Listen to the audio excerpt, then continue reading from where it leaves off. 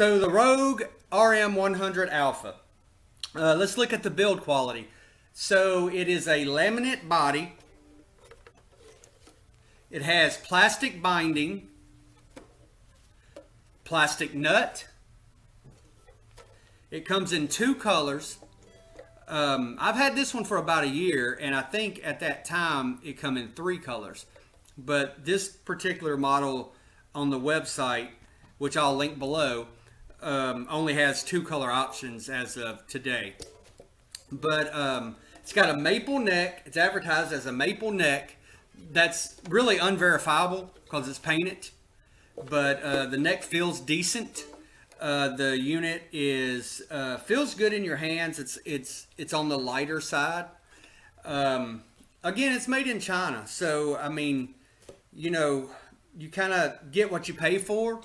But with a few upgrades and a few mods that we're going to be going over later in the video, I feel like that it would be and mine is a great playing instrument. I have one other mandolin, and it is a Dean, and I will be reviewing it in the weeks to come. But it was almost double. In fact, it was almost triple the cost of this by the time you add taxes and stuff. So you do get a little bit more features. You get a few more features with the Dean. But this build quality here for $100 mandolin, I think is a very good value. And again, with modifications, you're going to have yourself a real good mandolin.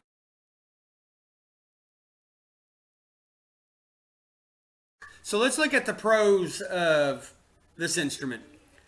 First and foremost, it's $100. It's hard to go wrong with $100 just breaking into an entry-level instrument, especially of this caliber. This isn't a bad instrument for $100. It's a lightweight instrument. It plays well. It feels good in your hands. It feels decent to play. It's not hard to play like some $100 instruments. I have tested and reviewed over the years several $100 instruments, $200 instruments, just lower level, entry level instruments that you couldn't even hardly play. But that's not the case with this mandolin. This is a decent feeling, lightweight instrument. The neck feels good. The contour of the neck feels decent. I have larger hands. So I was initially concerned about the 1 3/8 neck up here. It's got an 1 3/8 nut, and it's probably about 1.5 inches by the time you get to the 12th fret. But I was concerned about fretting this instrument, but I have no problem fretting the four chord is what I call it. Even the open chords, the G, C, D, the E minor, A minor. I don't have any problem. After getting used to the smaller scale, I don't have any problems reaching those chords. So for $100, you know, it's hard to go wrong. It's moddable. It's a great starting platform to install your pickups. I have installed a piezo pickup in here. So here's my input. I have my pickups, my piezos right here. By the bridge on the back side. This is where they tend to sound the best in my opinion. So I don't have to carry a pencil mic with me, or I don't have to have a mic on stage specific for this. I can plug in and I can go straight to the board. And let me say this, when I do plug in, I'm using a ART tube preamp that I run this into, and then I set my EQ and my compression, very little compression, but I do use a little compression from the preamp, and then it goes to the board, you know, XLR.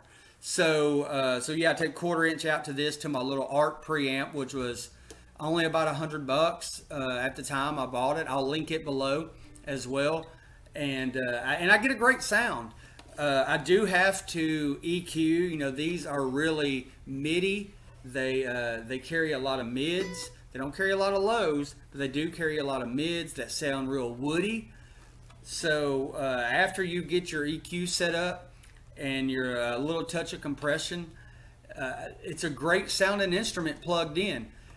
Nothing will never ever take the place of a mic'd mandolin, even in the XY single or even the stereo, the XY design, the XY setup. It sounds really good, but if you just want to go plug in and play with a band, or just even at home through earphones, you could definitely benefit from the piezo installation. I'll link the kit below that I used. It was probably a 15-minute modification. It was very easy to do, and I'm very, very happy with the results. Also, the other mod, I changed the bridge section, the string holder. As you can see, this comes in chrome. This is black. I changed this out. The one that I had, the one that it comes with, just seemed a little cheap to me.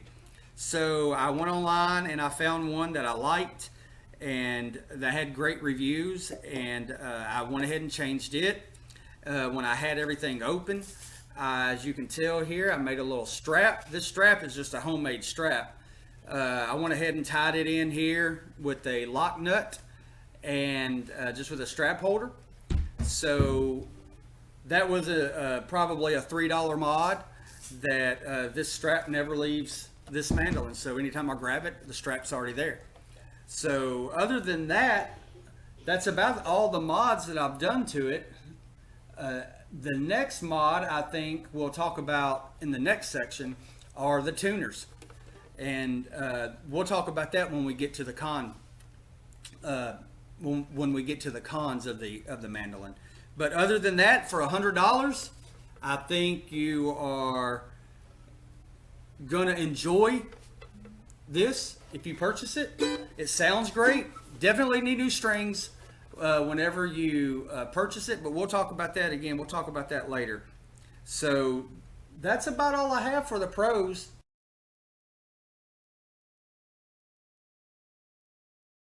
So let's talk about the sound. How does it sound? Well, I really can't give you a true sound over the internet,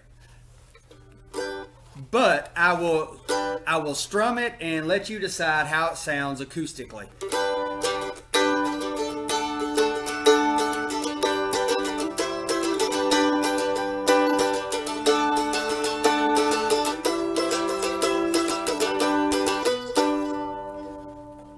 So that's just an open strum. You can chop.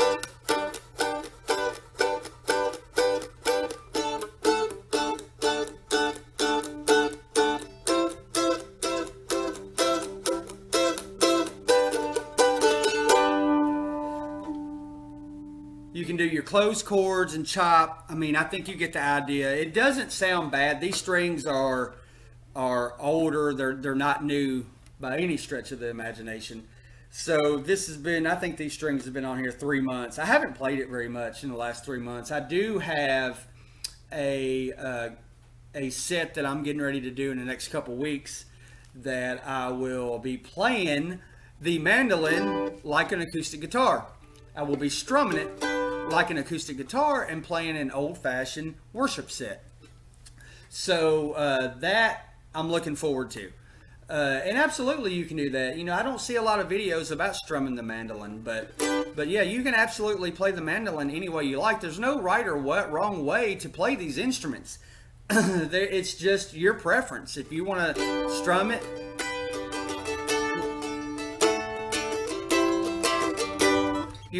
like an acoustic guitar and sing behind it, it sounds really good. In fact, I'll probably do another video with that idea of strumming a mandolin and just play an old, like maybe I Saw the Light or something, just an old traditional song that that everyone would know that would actually fit the mandolin. But yeah, I think it sounds good. I think for $100, again, you can't go wrong for an A-style mandolin. maybe this will be a great beginning guitar, a beginning mandolin for you to maybe upgrade to a Gibson or an Ellis, or maybe something in the $1,000 range, which would sound much better and probably play much better than this. But you got to start somewhere. I'm not the type of guy who's going to go out and spend $1,000 to play an instrument 3 times a year. I am the type of guy who will buy an inexpensive mandolin and mod it to my liking. As you can see on my other videos, I've reviewed some other instruments that I've done that to, and shared my modifications. One being the Dean Banjo. That instrument was unplayable out of the box, and 3 or 4 weeks later, made a video with all the mods I do, and I play that Banjo all the time. It's such a good playing instrument. If you want to put the work into it and make it sound good and make it play good, I would highly recommend that. For my money, I would rather have a custom instrument than a brand name instrument. Most of my instruments that I play are just Frankenstrats. They're just Franken guitars. I find a neck I like, I find a body I like, I find the pickups I like, and I put them all together, and I've got a great playing instrument. So as far as the sound goes,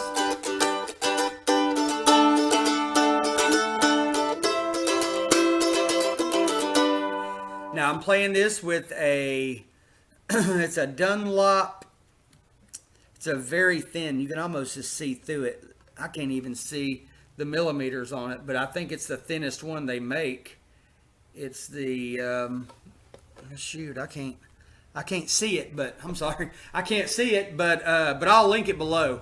And I tend to find that, that the most flexible pick on a mandolin, just due to the string tension, makes it sound really nice. Once you start getting up into thicker picks, you just it's got a lot of drag, and it just don't sound as nice. This pick makes it sound more acoustic, makes it ring a little bit better, and in my opinion, with my experience and opinion, I just like just the thinnest pick that Dunlop makes. And I wish I could see the millimeter, but I'll link it below. I don't want to get off on a rant here, but yeah, as far as the sound, I would probably give it a good 7 or 8 out of 10 on the sound. For $100, I mean, it's hard to go wrong.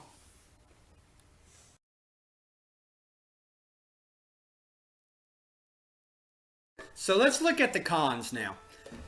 First con, it feels kind of plasticky. I mean, it feels good, don't get me wrong, but it just kind of feels plasticky. It don't feel like, if you've ever held an Ellis or a Gibson mandolin, this is not going to feel like that. This feels more plasticky, but at the same time, it feels okay. It still feels decent in your hands. As we was talking about in the last section, the pro section, the tuners. The tuners are probably the worst part about this mandolin. And even with that said, they're not that bad. But when you're tuning a mandolin is different than tuning a guitar. It's similar to tuning like a 12-string guitar. But these are really jumpy. Some of them. Now, all of them are not jumpy. Like this one could be smooth. I don't remember. I haven't changed strings on this in a while. But this one could be jumpy. This one could be smooth. This one could be jumpy, smooth.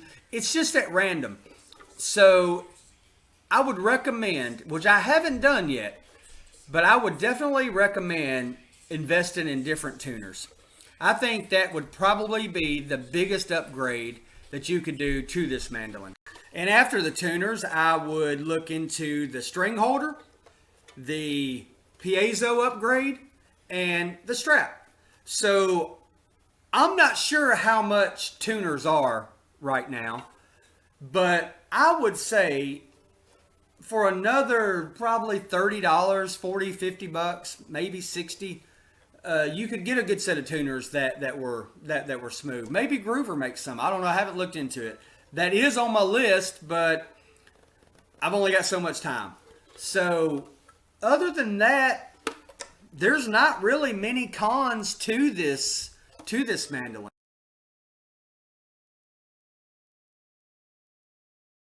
So, in conclusion, is it worth $100? Absolutely so. Is it worth $200? Probably not. Not right off the bat, anyway. If you're gonna spend, if you've got $200 to spend on a mandolin, then what I would do is I would look for possibly the A style mandolin and look into modding it to having it fit your profile, having it fit to what you're looking to do with it. Again, I think the nearest competitor, which would be the Ibanez, is $149. And to be honest with you, I've played that one, and as you already know from from earlier, I have the Dean. I can't remember the model number. It is electric acoustic, but I have the Dean. And to be honest with you, I think they all are the same instrument. The Dean does have a couple more features, but it don't play as good. That Dean don't play as good. You know, it's important when you're buying inexpensive instruments is to play them before they get. And I know that's hard to do when you're getting it online, but you know, this instrument plays totally different than my Dean or the Ibanez. I don't have the Ibanez. There was no sense in keeping the Ibanez. I think this one actually played better, but if you put them side by side, you'll probably see they're the same instrument. They probably come from the same factory. But out of the three, this one played the best.